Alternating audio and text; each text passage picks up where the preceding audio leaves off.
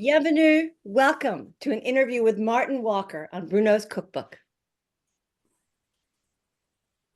The Alliance Française of Greenwich teaches us to learn French, live French, and love French. Listen to the audio.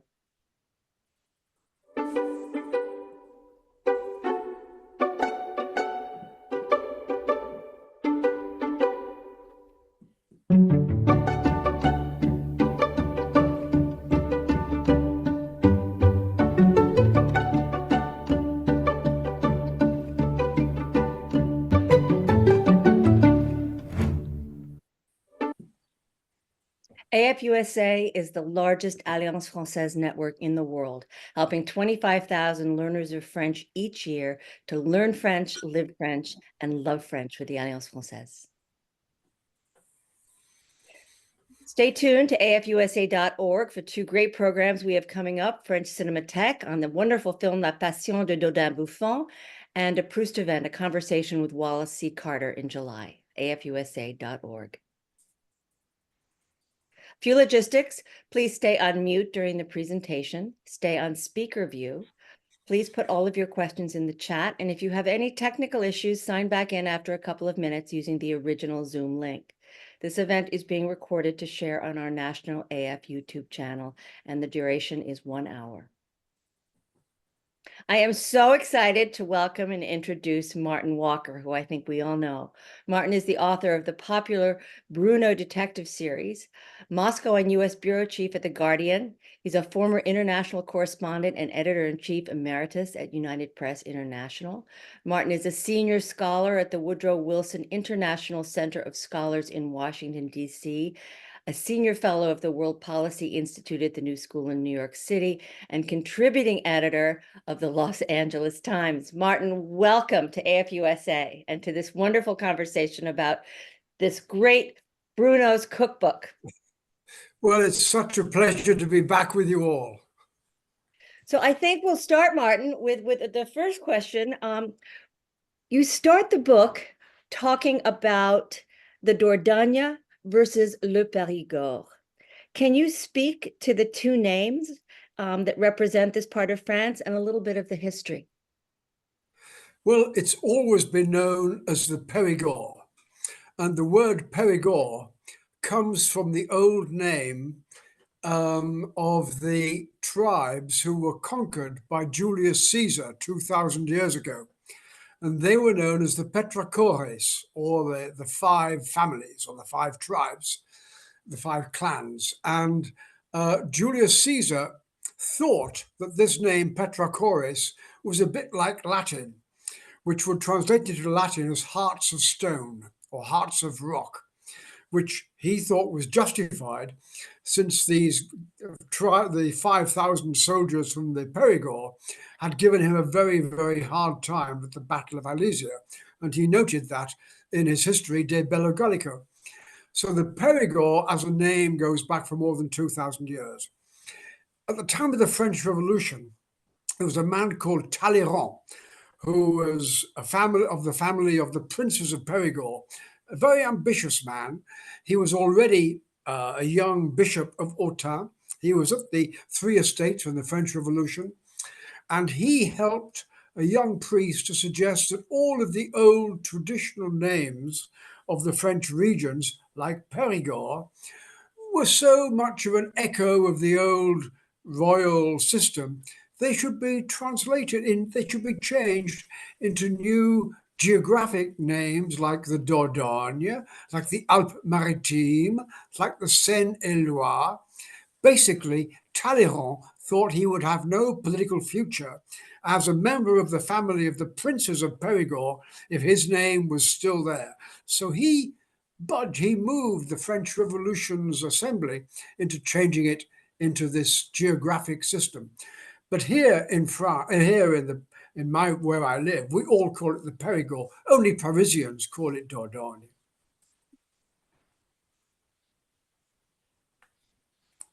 Hello? Josette? I'm here. Can you hear me? Yes, sorry. Hi, everybody. My name is Josette Marsh, and I'm the president of the Alliance Française de Bruno and a friend of Martin's. And the next question would be, Martin, you mentioned in your introduction that Bruno's cookbook is not a traditional cookbook. So would you mind sharing what is different and as well as how it's structured? Okay, well, most cookbooks are sort of either breakfast, lunch, and dinner, or they are springtime, summer, autumn. This book is based around the people who provide us with our food. So there is the le ramasseur, who is the person who collects things like the mushrooms and the truffles in the woods. There is the ramasseur, who is the person who is collecting the vegetables and so on. There is le boucher, the butcher. There is le chasseur, the hunter who brings us the wild boar and the deer. There is le pêcheur, who catches the fish in the river Dordogne and the river Vézère. So I thought it was best to organize the book around these people who provide the food for us. And that gave me a way to sort of explain each of the various dishes, the classic dishes of this wonderful part of France, which is in some ways unchanged for the last 2,000 years.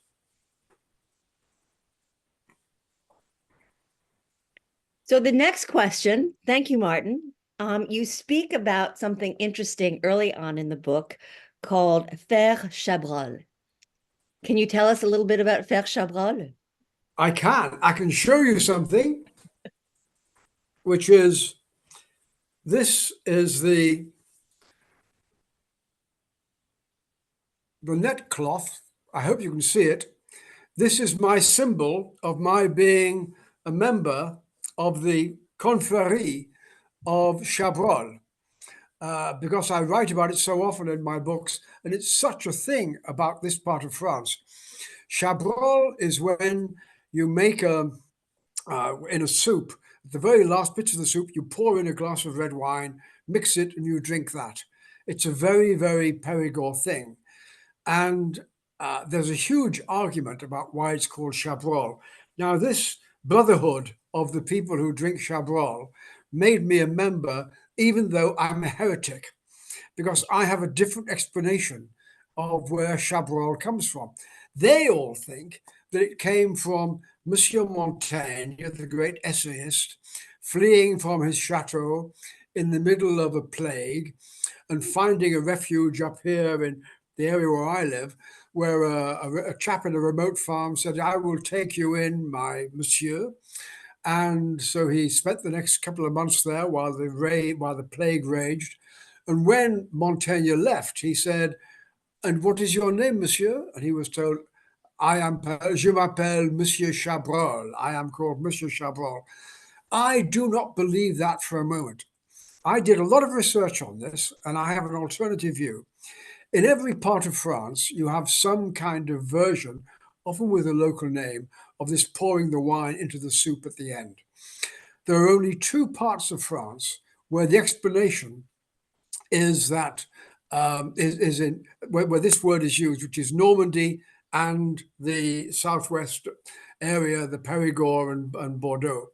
And that is because these two areas had English garrisons in their castles for hundreds of years. The poor English soldiers in winter had only pickled herring to eat because there was little else food around. Now, pickled herring was so awful for these poor English soldiers in winter. They would pour whatever cheap rot-gut wine was available into it and make a kind of a soup. Now, in English, the old word for a herring is shad. I think you still call shad as a young herring. And the word for soup is broth. Now you say together shad and broth. Shad, broth, shad, broth, shad, broth. The only two parts of France that say chabrol are where the English were. That is my argument, and I stand by it. And what a wonderful way to finish a bowl of soup anyway. Josette? It is. It's very good. That's great, Martin. Thanks. You mentioned our wonderful walnut wine, and you also speak about walnuts being an important ingredient in the Périgord cuisine. as well as truffles. Can you speak to the walnuts and truffles and the other ingredients of the Périgord? Well, let me begin by saying that here in the Périgord, we are in the boundary line between southern France, which uses olive oil, like Italy and Spain, and northern France, which uses butter. Here in the Périgord, we have the magic ingredient. We use duck fat. And duck fat is so much better for your health, which is why in the Périgord we've got the lowest incidence of heart disease in the whole of Europe. And a lot of our cooking is dependent upon the use of duck fat, which is wonderfully flexible and full of taste, and besides, we like eating the ducks as well, and they're pretty good. So as well as the duck fat, we also have the truffles, which are magical to this part of the world. Now we've got different kinds of truffles. In the summer, we have the estival. In the autumn, we have the brumal. But from about the first week in December to late February, we've got les noirs, les truffes noires du Périgord, because the black truffles of Périgord are completely unique. They cost, when we sell them at auction in Saint-Alvert, they cost over 2,000 euros for a kilo, and they're all bought by the big restaurants in Paris and so on. But it's they taste just wonderful. I use them a lot in omelets. I will use them a lot in salads. I even make, on occasion, I will take a good piece of local cheese, slice it in half, put some truffles in the middle of it, and I will eat it that way. I adore the truffles. And of course, then there is the noix, the walnuts, which give us walnut wine. And I make walnut wine every year. And it's quite simple to make. You take, before the 21st of June, you collect about 40, 45 green walnuts from the trees. Just pluck them off the trees. You collect them, you chop them up, you put them into a big pot, and you pour in 8 liters of red wine. You add to that, I add half a kilo of sugar. My French friends like it sweeter, they add rather more, but I just want half a liter. I stir all this stuff up. I leave it in a dark corner, stirring every week. And after 3 months, I come back, strain it, and I bottle it. And that is Vin de Noix walnut wine, and it tastes wonderful. And there is a collection of wines, including, second from the right is my own walnut wine. You can see we've been drinking it already.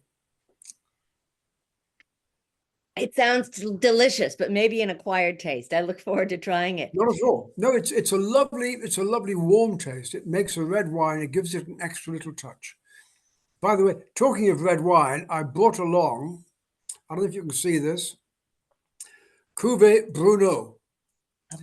This is my own wine. And you can see it's called Cuvée Bruno, but here is Bruno's dog, the basset hound, Balzac, with his little policeman's helmet on there. And I'm very proud of this. This is the last one we've made, 2022. We make several thousand bottles a year and sell them in Germany and in USA and in France. But I drink an awful lot of them. Where can we find them in the States? You go to the Cellier de Pierre in Lafayette, Louisiana. Okay. Because in Louisiana they understand that they have an old French tradition, so it's a very good place. So Melissa, maybe we can put that in the chat for those of us that are loyal readers of Martin, so we can accompany. Lafayette, Louisiana. Yeah. So Melissa, could you bring up the slide, please, of the Vézère River? My next question, Martin, is that in reading your cookbook, it appears that the river is almost a character in this book, and we'd love to, not only for its history, but also for so you've given us some specifics on the fishing there. Could you speak to this beautiful river? Well, it's a river that rises up in the Massif Central in the heart of France, where most of French rivers have find their source. The Massif Central is in the middle of France. It's an area of ancient and eroded volcanoes. But most of the westerly winds bringing in moist air from the Atlantic will start to dump their rain over the Massif Central, which means that they produce the rivers of the Loire, the Dordogne, the Vézère, the Garonne, the Rhone that goes down to the Mediterranean, and so on. And it's a wonderful river, but this is also the place where it was the New York City of prehistoric peoples. Along this river valley, we find most of the relics of people between 35,000 and 10,000 years ago, including the great Lascaux caves with its wonderful prehistoric art. Lots and lots of, we've over 125 caves which are decorated, many of them with engravings, and about 25 of them which are actually painted caves. And it is the closest we come to trying to understand our prehistoric ancestors when we look at their art. Picasso was one of the first people to visit the Lascaux cave when it was reopened when it was refound in 1940. And he came out and he said, "We have learned nothing in all of these thousands of years. We have met here our masters." So the Vézère is hugely historic for all of this great prehistoric art that it gives us. It's also a beautiful river, but it also gives us lots and lots and lots of fish. So my neighbor, the Baron, will go out at dawn and will come back with a lot of fresh trout. But we've got not only trout, we've got salmon. We've even got sturgeon in the river. So that means we get our own little Périgord caviar here. And if you want to know the history of this, you go up to a cave in a place called the Gorge d'Enfer. And the Gorge d'Enfer in the valley of the Vézère has a particular cave called the Grotte du Poisson. And in the Grotte du Poisson, you have 20,000 years old, an extraordinary engraving in the rock of a salmon about 1 meter long. I mean, you couldn't make this stuff up. We're talking here about a history of food, a history of eating, a history of fish. It's just wonderful. So let's get to the eating part. So we I was wondering what kept you. So we pulled together some recipes that we all spoke about the other day. And so Melissa, could you start sharing some of the recipes? And Martin, we'd love you to tell us about this wonderful selection of recipes that you recommended. Okay, well, these are macarons or macaroons, and they're made with noix, which is to say with walnuts and with some good local cream. And I mean, they look like donuts, but I can eat them like donuts, and they are just delicious. They're dusted with a little bit of sugar on top, a little bit of ground sugar. And I just find these wonderful at the end of a meal to sort of wrap it all up, because that little taste of walnut in the pastry makes it feel like so much more than the donut it looks like. Next slide, Melissa. Oh, well, you know what you say in America? When they give you lemons, make lemonade. What I say is when they give you lemons, you make tarte au citron or lemon tart. This is an absolutely classical tarte au citron, which is simply made in with the classic sort of pastry around it, little bits of lemons on the top, and a lot of lemon beaten into cream and sugar and turned into this kind of wonderful, wonderful filling. And I can eat this all day. My mother, when I was a kid, my mother used to make a lemon meringue pie, and she put a meringue on top. And my wife, Julia, decided that she would just do it naked without the meringue on top and just with the lemon. And I can't decide which is better. Like you can never decide between your mother and the woman you love. So, but no, this is my wife's wonderful tarte au citron. I adore it. I can eat this all day. Oh, and we have our own lemon tree, by the way, in the garden. Next slide, Melissa. Ha ha ha ha! Tarte aux noix. This is a walnut tart, a walnut pie. Walnuts are like gold here in the Périgord. We use them for so many things. We use them to make walnut wine. We use them to make this kind of tarte aux noix. We use them in an awful lot of cooking. And walnuts we know, were a crucial part of the diet of prehistoric peoples as well. So when you're eating this, you're eating history. And the way that we make it in the Périgord is with a certain amount of honey.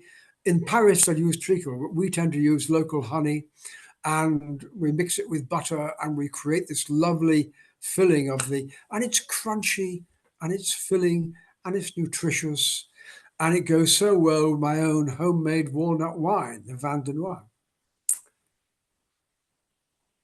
Next slide. Aha! There is only one king in the whole history of France who has given his name to a dish. This is it. Poulet Henri IV. Henri IV, Henry IV, was the king from the late 16th century until he was assassinated in 1610. He was a Protestant in the time of the great religious wars between Catholics and Protestants, which killed about 10% of the population. And on the day of his wedding in Paris, he married Queen Margot, who was a Catholic, in an attempt to bring them together. But the Catholics had prepared a massacre of all of the thousands of Protestants who came to Paris to celebrate this wedding. And Henry IV lay low for a while, but then began leading the Protestant armies and finally got to Paris, having beaten all the Catholic armies. At the gates of Paris, which was a huge fortress, he said to himself, okay, Paris is worth a mass. He decided to go in and say a Catholic mass, and therefore to put an elastoplast, put a bandage over the Catholic Protestant wars until he was assassinated some years later by a Catholic priest. But he was famous. He came from the Périgord, from the southwestern France. He was famous in the Périgord. He had his castle in Vézère, the heart of the Périgord. And he once wrote that, the Périgord, fine wines, wonderful food, beautiful women. This is paradise on earth. I agree with everything he said.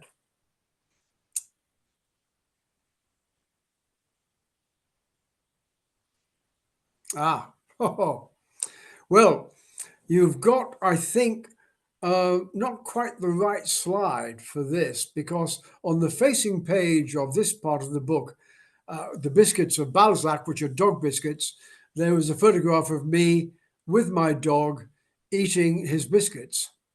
And these are classic local way to create dog biscuits.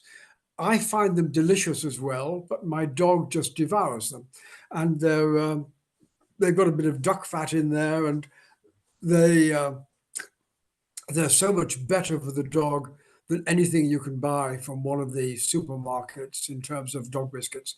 This is what the dogs really like to eat, because it's all good, local, homemade food.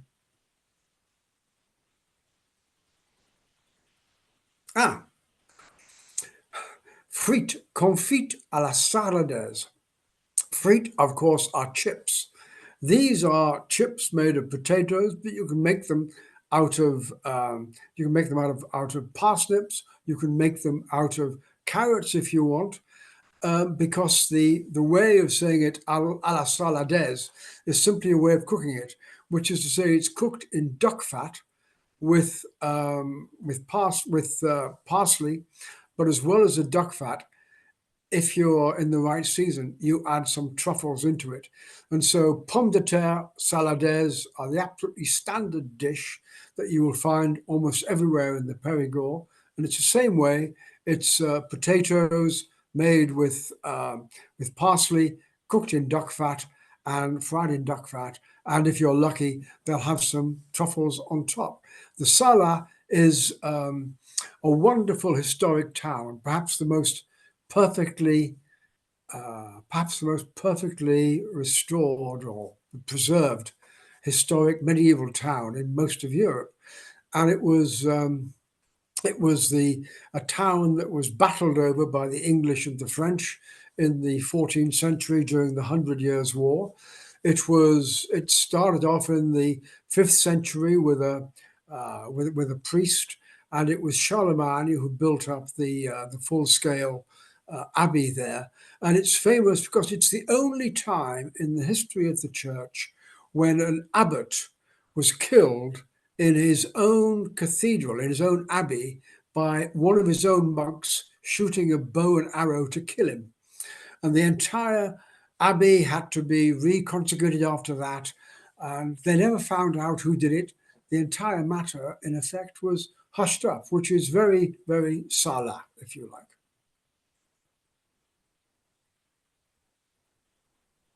Oh, ho, ho, ho. Tarte was running au rouge. A tarte is an upside down tart. That is to say, rather than have the pastry on top, you have the pastry underneath and the filling below. And red onions, oh my God, they caramelize so beautifully that they make this gorgeous filling.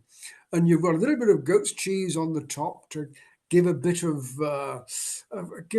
sourness to the or a bit of bitterness to the wonderful sweetness of the red onions, and then a few herbs on top. This is one of my favorite dishes. I could eat this all day long. Tarte, upside down cake, red onions. What a combination.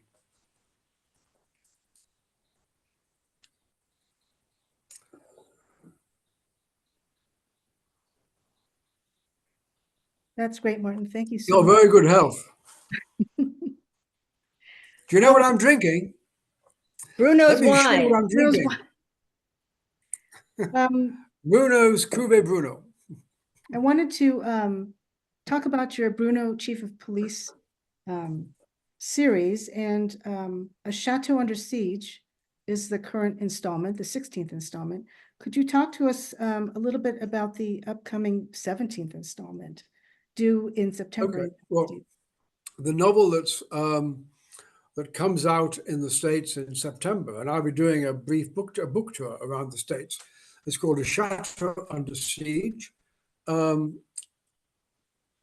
minute, no, hang on, that's the one that came out already. The one I'm bringing out this September, I'm afraid, is the new one, which is not called A Chateau Under Siege. It's called A Grave in the Woods. It's called A Grave in the Woods. And A Grave in the Woods begins with Bruno and the mayor investigating a grave in an old, semi-ruined, lovely old building, a lovely old small chateau outside of Saint-Denis, and where there's a young family who want to take over this place, a British family, because they have a deal with a TV program called Do It Yourself Chateau, which actually exists. And it's not only, it's made in Britain, but it's now in almost every country of the world on TV. And they follow a number of people who are trying to restore chateaus in France. And this couple, Tim Birch and his wife, are good friends of mine. And so when I began investigating their grave that's on their property, I thought, aha, we have here the makings of a story. Because one of the things that's not widely known is that in 1944, after D-Day, when the Allies were trying to capture the rest of France, there was a particular place that remained a real German fortress for quite some time, and that was Bordeaux, which is the port at the end of the rivers Vézère and Dordogne. And Bordeaux, as a port, is traditionally a very, very wealthy city, the main export point for wine. But in 1944, it was also the basis for not just the German submarine fleet, the U-boats. It had also been for some years the basis of an Italian submarine U-boat fleet as well. And so I find that inside this grave, once Bruno and his friends open it, there are some real echoes of World War II to be found inside there, including a couple of young German girls, and the women of Saint Denis and the Périgord decide to commemorate these young girls who died in war by lots and lots and lots of flowers, until after a while this area starts to look like Buckingham Palace after the death of Princess Di, with hundreds and hundreds of flowers by women commemorating these young girls who died in the war. And the story sort of takes off from there into the usual food, horse riding, murder, conspiracy. Bruno saves the day. Oh, there's also an American heroine who is a young American woman, an archaeologist by upbringing, but she wants to start being a specialist guide for Americans to the Périgord, because there are so many connections between the USA and the Périgord. I mean, including Lafayette, the man who came over and helped George Washington, including Josephine Baker, this wonderful jazz singer who became a sort of a heroine of the civil rights movement, as well as being a heroine of the French. She was buried in the Pantheon because she was seen as a French heroine in World War II for her role in the resistance. Then there's a man called Fenelon, Bishop Fenelon, who was the object of the huge admiration of Thomas Jefferson, who came to this part of the world, went to see Fenelon's castle. Fenelon was a priest, but he was a very liberal figure. He wrote a book which was the bestseller of the 18th century, which was called Telemachus, named after the son of Ulysses. And this son is taken around the world, being shown what it means to be a good and just and fair king. And this is what Fenelon was all about, which is why Thomas Jefferson loved him. But there's connections to Ezra Pound, the poet, and T.S. Eliot, who began writing the Wasteland poem here. There are connections to so many other Americans as well. Charles Lindbergh, the pilot, Percy Pink, the group of American paratroopers who were dropped down to help liberate the place in 1944. I have loved researching these American connections to the Périgord because they go really deep, and to Canada as well.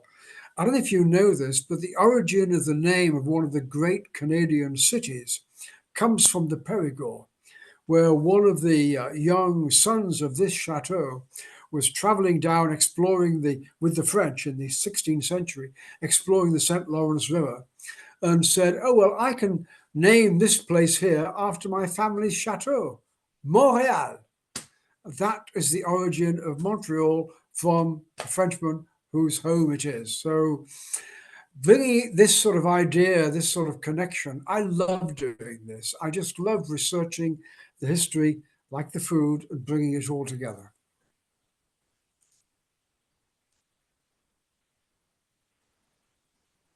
Thank you, Martin. And I think everybody is waiting for the publication of this book, which I think you said was September. You'll be doing a New York tour. It's in September, and I'm going to be in New York. I'm going to be in Maine, in Houston, in St. Louis, in Seattle, in Phoenix, and around. I mean, it's Washington D.C., and I'm now writing the one for the next year. So we have a lot of reading to do and a lot of drinking of your Bruno's wine all together. So, And a lot of cooking to do. so we have some wonderful questions in the chat. Hang on a second, let's look. I know we had one that was that came in very early. Hang on a second. Let's just start at the beginning.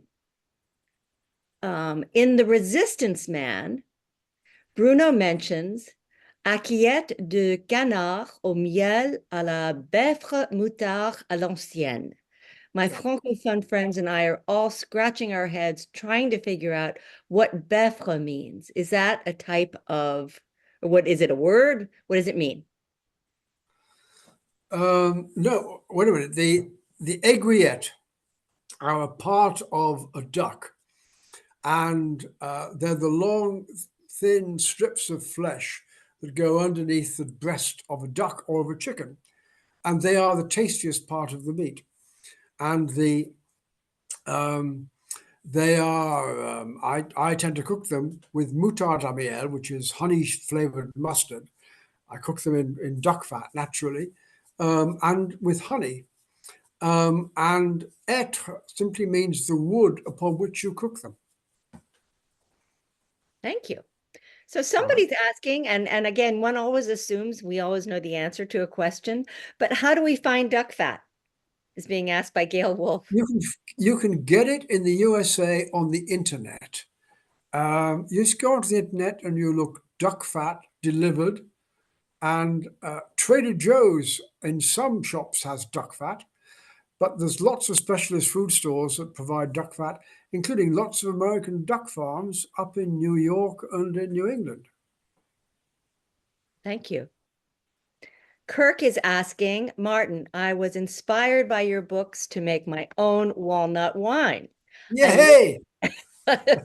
I live in the USA and English walnuts are not that common. So I substitute black walnuts, which are very plentiful, especially in the mid-Atlantic.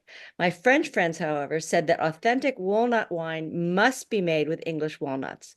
What are your thoughts? I am staggered that any Frenchman would begin to say that real walnut wine is made with English walnuts. I didn't know that walnuts had a nationality.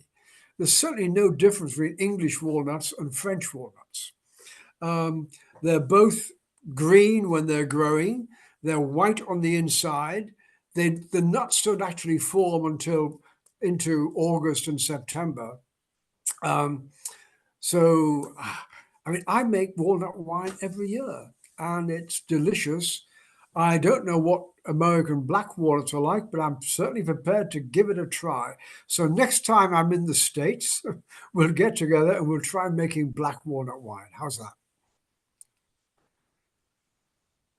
Next question from Kirk. During a previous interview with the Alliance Française during the pandemic, you mentioned that your Bruno novels may be made into a television series. Is this going forward? If so, can you provide details? Yes, I can. It's we have a deal signed with a film production company which is working with Fox, 20th Century Fox, and it's good. These things take a while. They're working on the first couple of scripts, after which they will do the casting and everything else. And I can't wait to see this stuff. I'm also waiting until this fall when people from the production company are going to be coming here to the Périgord, and I'll be taking them round on a location hunt. Thank you. This is an interesting question from Robin. How did your journalism experience influence your writing? It taught me to write against a deadline. It taught me the famous saying that we used to have in Fleet Street, the center of London journalism: don't get it right, get it written, or there's a hole in the paper in the morning. In other words, whatever you've got at the time, you've got to write that. You can't necessarily wait until the final verdict of history arrives. So yeah, I mean, just bash away. And I mean, I try to write, when I'm actually sitting down to write it, I try to write every day, knowing that, if it doesn't work out, I can redo it, but I want to get those words down on paper, because that's what it's all about. You've got to get the words down on paper. There are millions of classical books that have never left their authors' heads. That's inspiring. Josette, do you see any more questions in the chat? I do, yeah. Janine asked, which actual village did you use for Saint-Denis in your books? Well, I live outside a small town called Le Bug. But when I began writing these books, and my wife was always, as always, was my first reader, and she said, "You can't possibly call it after your local town, otherwise everybody in town would want to be a character in the books." So I researched which is the most common name for towns in the whole of France, and it turns out to be Saint-Denis. That's why I called it Saint-Denis. Okay, and then Gail asks, where are you appearing in Seattle? For your book. I'm hoping it's going to be at the Queen Anne bookstore in Seattle, where I tend to go. I've been there. I was there earlier this year, and I've been there many times. It's a wonderful, small, but really terrific bookstore, a really local bookstore, very, very affectionately regarded by all of the locals. It's kind of the place. It's the kind of place I love to visit, because I mean, local bookstores are not like chain bookstores. They know their customers and they have a great relationship with them, and I love doing that. Sharon asks, could you help Bruno see that Florence is the woman for him? And what are some of the other common questions you have about Bruno? Could I help Bruno to see that Florence is the woman for him?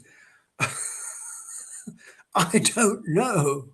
I have to say, I mean, Bruno is a big boy. He's got his own life now. He's got his own logic, and he's still trying to battle with this old love affair with Isabelle, a woman who's gone off to Paris to make a career. He knows that Françaises is terrific, but as the French say, le courant ne passe pas. The current does not pass between them. Or for Bruno, it doesn't fully pass, or it may well pass for Françaises, for Florence. He adores her. He adores her two twins, her twin children. He's hugely fond of Florence, but can he give her the unreserved love that any wife is entitled to have from her husband? I mean, can he commit himself to this woman? He agonizes over this. And I can't push him too far, I mean. We also have quite a few questions in the chat about when you'll be in certain cities. So will your book tour schedule be published anywhere soon? Yeah, it will be. But I know now that I will be Politics and Prose in Washington, D.C., then at Poisoned Pen in Phoenix, then at the St. Louis County Library, then in Houston.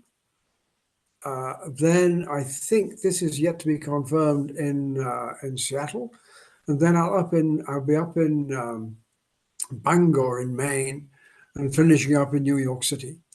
But believe me, we'll get these posted on the Knopf website in good time, and I'll try and post them myself.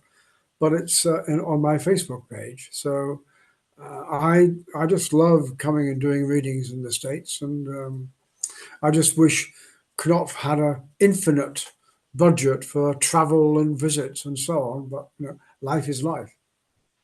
But I can't wait to be to be back in the States, back in September and October, with the election campaign roaring away, full throttle.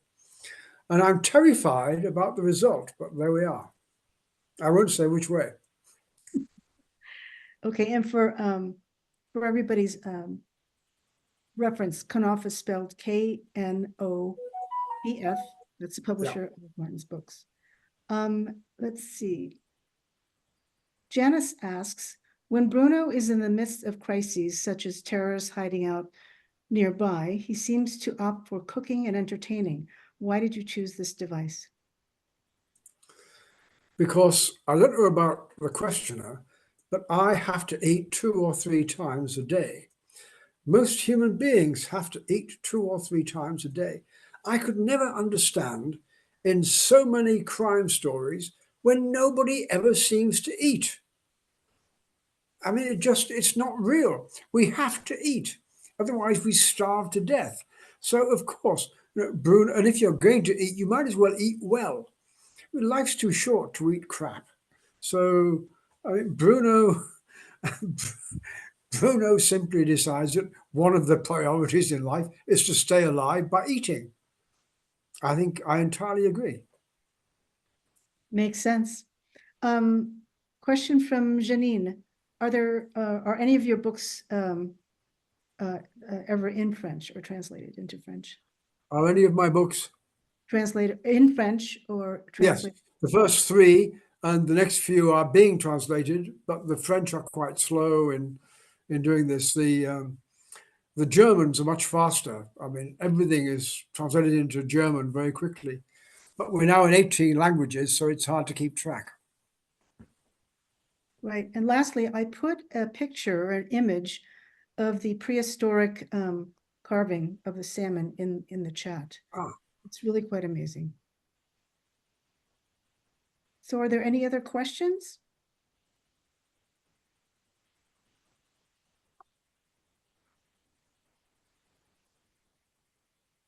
Okay, I think we're ready for the slide of the book. Am I correct, Renee and Melissa?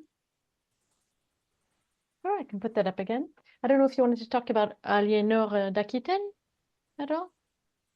I can talk about her for hours.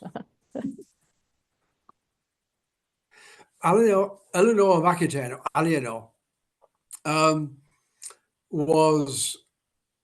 she was the granddaughter of Duke William of Aquitaine, which is the whole of Aquitaine is the whole of southwestern France. And this grandfather was not only on crusade against the Moors in Spain with the Spanish Catholics, but he also, while he was there, he got to know several of these Moor captives and to appreciate their music and to appreciate their poetry. And he brought them back to his castle in Bordeaux, where his granddaughter, little Eleanor, was growing up. And she grew up among the Moorish prisoners. And the extraordinary thing is that most of what we think of as Western European music, we got from the Moors, and this was the route it came by. It came through William of Aquitaine, and it wasn't just their music, it was also the nature of their poetry. And so much, Duke William wrote songs in local Périgord French, or in his local Occitan. But he was using the techniques, the rhythms, the traditions of the Moors whom he had got to know. And so he was one of the first troubadours. And Eleanor, who first is the only woman in history who was married to both the King of France and the King of England. And she found the King of France pretty useless and got rid of him. Not before she'd been on crusade to Jerusalem with him. So she's the only queen who got to Jerusalem, European queen who got to Jerusalem on a crusade. She was an extraordinarily beautiful woman by all accounts. And when the Aquitaine French Gascon army was marching towards Syria and towards Palestine in the Second Crusade, they were being attacked constantly as they went through Turkey. And every time the army spirits were flagging, Eleanor would drop her dress and ride topless up and down the army, and they all went, yay! And of course, the march continued, their morale was high. She was not just the wife of both the King of France and then later King of England, King Henry II. She was also the mother of King Richard the Lionheart, one of the greatest soldiers of the Middle Ages, whose first language was Occitan and whose own poetry was written in Occitan. So what you find with Eleanor is you're opening up this alternative history of France, into which the history of Occitan is just as important as the history of Paris. And I still have neighbors whose answer phones, the reply comes in Occitan. This old language, this old culture has not died. And a lot of it is thanks to Eleanor of Aquitaine, because most of what we think of as European culture comes from Eleanor. If you want to think about King Arthur and the Knights of the Round Table, where was it first heard? At Eleanor's court with King Henry. Where did you first hear about the Knights of the Round Table? At Queen Eleanor's court. Where did you first hear about the love affair of Sir Lancelot and Guinevere? Queen Eleanor's court. Where did in the 19th century, which theme did Wagner take for his great opera Parsifal? It's from the tale of Sir Percival in the Knights of the Round Table. And this is entirely to do with Queen Eleanor, her husband King Henry, and Geoffrey of Monmouth, who began the stories, but then Eleanor brought in French and Breton writers to spread out the story. And it is the original trans-European legend, King Arthur, the Knights of the Round Table. And it was Eleanor and her husband who brought it to us. I think she's the most wonderful woman who ever lived, apart from my wife.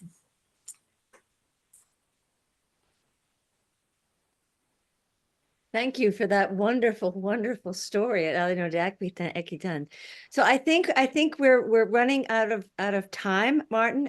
We'd love to show our audience a slide so that everyone can purchase this extraordinary cookbook. Melissa, do we have a slide? Can I just say one? Can I just add one thing here? Of course. This is the only English language or the only cookbook by a Brit that ever won the prize from Gourmand International as world's best French cookbook. Congratulations. That's extraordinary. I agree, it is. I couldn't believe it myself. And all of my French friends were absolutely horrified. A Brit writing a cookbook? But it's all Périgord, so. Well, many of us own the cookbook, and many of us are thrilled to buy it and thrilled to continue cooking from it. Josette, do you have a few farewell words for your dear friend Martin? Yeah, go ahead, Martin. Sorry, go ahead, Josette.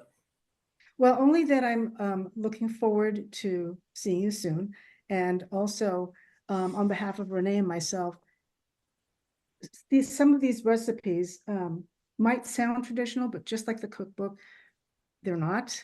They've got that taste of Périgord, and they're absolutely fabulous and well worth the effort to prepare them. Thank you very much, Josette. And I look forward to seeing you here in the Périgord quite soon. And I'm delighted to be back involved with the Alliance Française. I think you guys do a great job, and I love spreading this idea about the culture, not just of France, but of the Périgord as well.